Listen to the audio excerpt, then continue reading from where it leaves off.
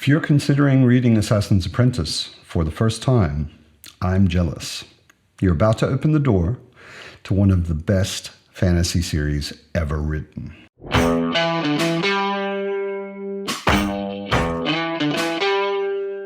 Welcome to Mad on Books, where I talk about fantasy mostly, science fiction sometimes, and comics occasionally. Today's book is Assassin's Apprentice. I just reread this for the third time, I think.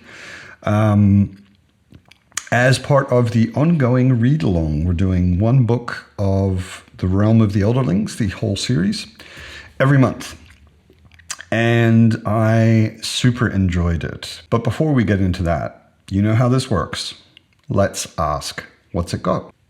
A first-person POV, coming of age, animal companions, royal politicking, a very strange, prophetic character.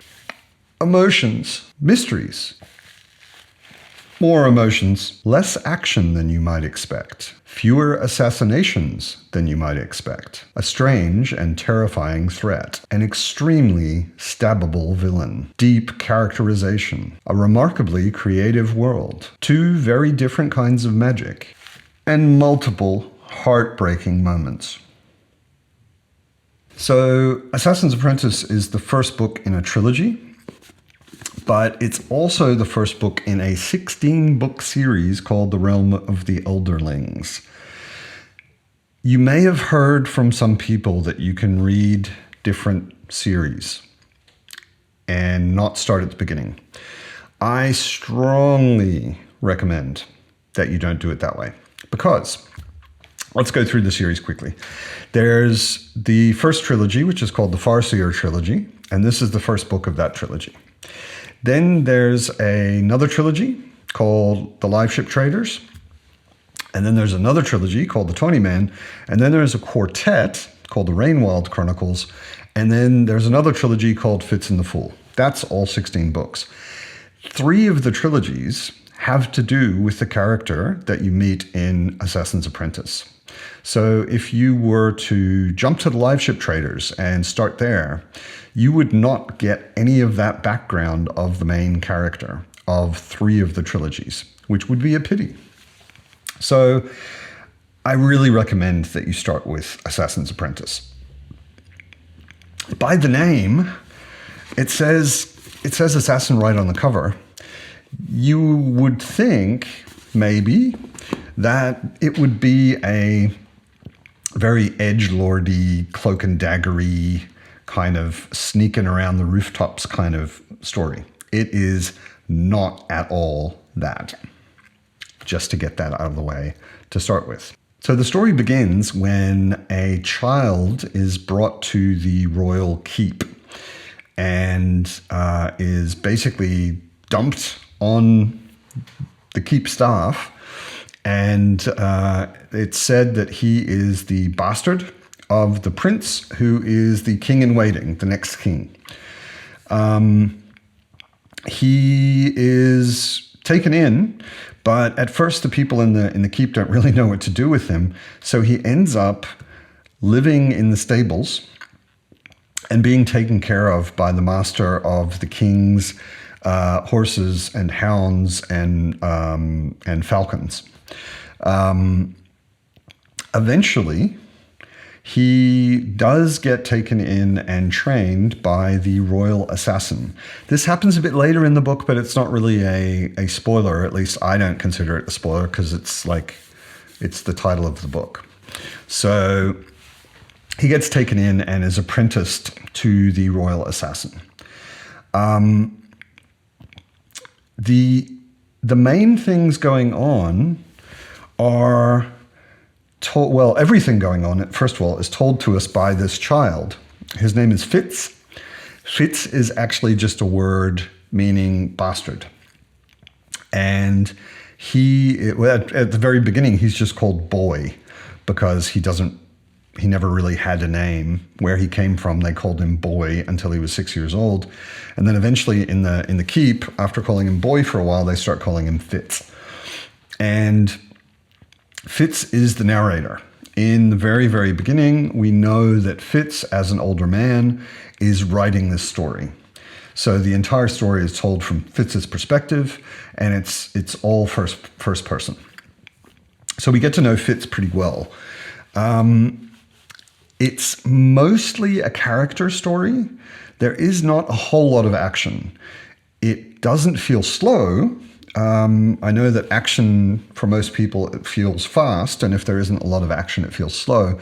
But there's so much amazing character work going on in this story that it never felt slow to me at all. It's so involving. It takes you so deep into Fitz as a character and the people he's observing. And it's interesting because Fitz is not an extremely emotional character, especially considering his age. At the beginning of the book, he's 6. By the end of the book, he's 15. And he doesn't react too much to a lot of things going on. We get a lot of the feeling in the book from the characters he's interacting with. And this is also, as is always the case with a first-person narrator, they're not necessarily reliable. So we can assume that Fitz, when he's writing this story as an older man, isn't necessarily writing things about himself that might be embarrassing. So maybe he's not telling us everything, but he does tell us a lot about the people around him. And that gives us a pretty good idea of the emotions going on with him. How people react to him shows us a lot.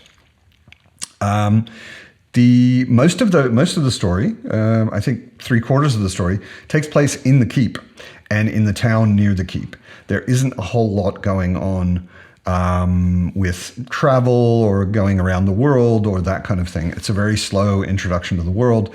It's much more of an in-depth introduction to the characters, and the characters are so well written. It's gorgeous. The themes that the book deals with, it's very much about fathers. Father and this father-son relationship is a very big thing. The first person that Fitz is sort of pushed on, the master of the stables, is a real father figure to him. Then he gets apprenticed to the royal assassin, who is another father figure to him. And some of the other people in the royal family, like one of the other princes, are all big father figures in a way. So he is, as in a way, he's an orphan. At the very beginning, it's not a spoiler to say it, at the very beginning, his father steps down, abdicates from his role as the heir to the throne because of the shame of having a bastard. And his father is never actually in the book. There are discussions about him, there are mentions about him, but he's never actually in the book. And he's a father, therefore, that Fitz never knew. So Fitz finds a lot of adopted fathers who fit this role for him. And there's a lot about the difficulties of a father-son relationship, the good things about it, obviously, and the learning that he takes from these father figures, but also the disappointments and the ways that they use him, and all of these things are a big, big role in it.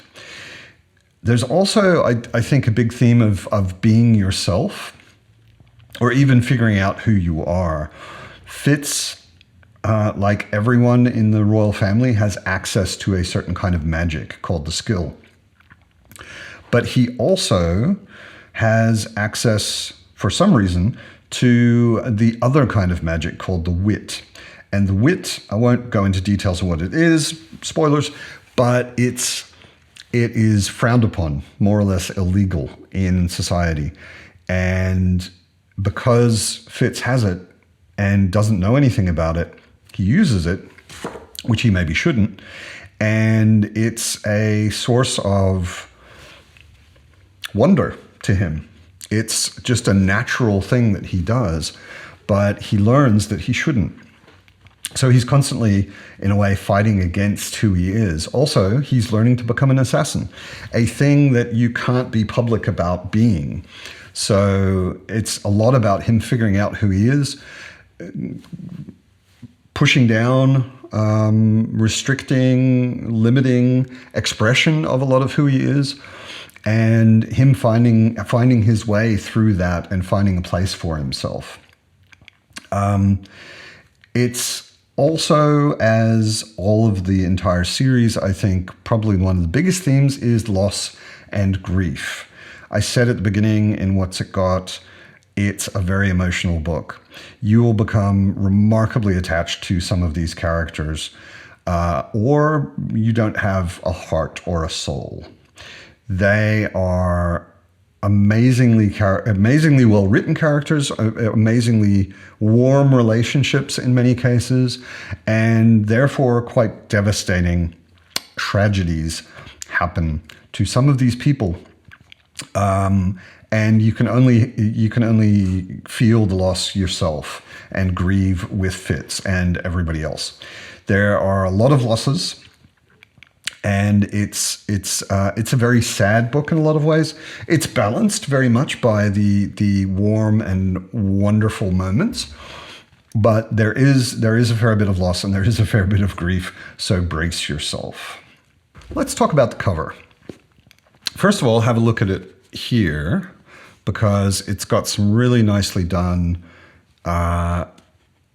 inlaid foil, gold, on the front and on the spine. And it's got a real feeling of being almost an in-world artifact. This looks like, it almost looks like something that would be a royal scroll, written by the king with the king's seal on it. This is actually the coat of arms of the royal family. And it really has a feeling of being an artifact that might belong in this world, the Six Duchies. It's an older book, so it's had a number of different covers, which are interesting to look at. This one is one of the older ones, which I actually quite like. This is an edition I owned a long time ago. Assassin's Apprentice has the honor of being the only book with a Michael Welling cover that I actually really don't like. It just doesn't really say anything. It doesn't have a whole lot of atmosphere. The way the characters are represented, I don't think really fits. And the last one, which I think is the newest cover, or one of the newest covers, I just think of this as Assassin's Hobbit. It's a good painting. It maybe is even a good picture of Fitz, but it just looks like a Hobbit to me. It's gorgeously done. One of the things I like most about it, I say this very, very often, I would love to see more calligraphy, especially on fantasy books. Almost every fantasy world is a world where people write with something like a quill with ink. They don't have pens like we do. They don't have clean, sharp lines like we can manage with our printing. So I love seeing more calligraphy.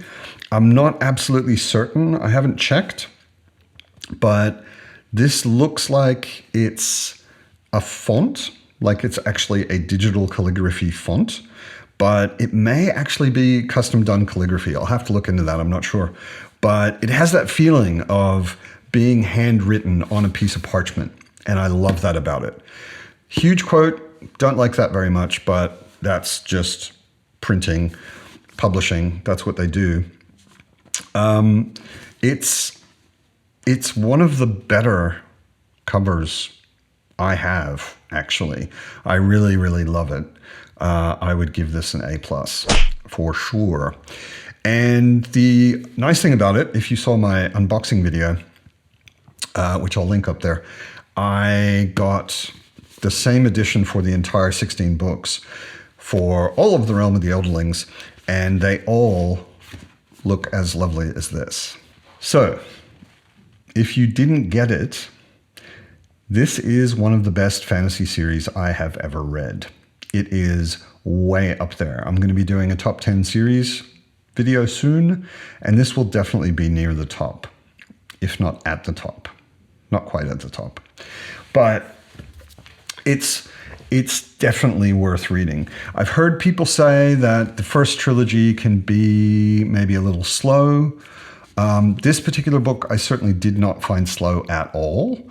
I loved it. I was riveted and I raced through it because I just couldn't wait to see what happened next.